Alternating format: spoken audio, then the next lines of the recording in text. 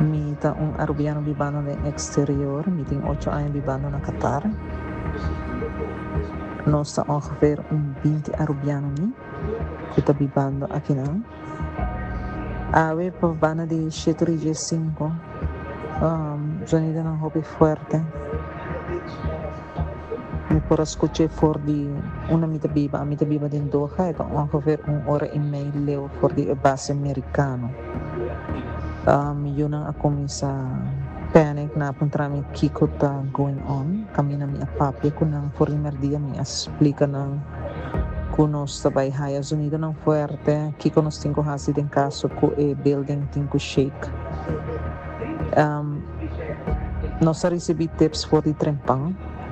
So, 7,5 misil ng ako sa kaya.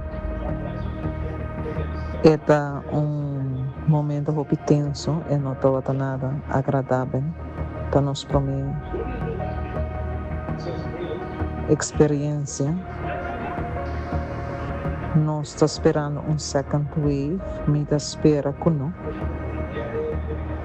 Dus a noite eu ainda não está bem dormir seguro. Nós não lo por dormir, nós está pendente de turcos.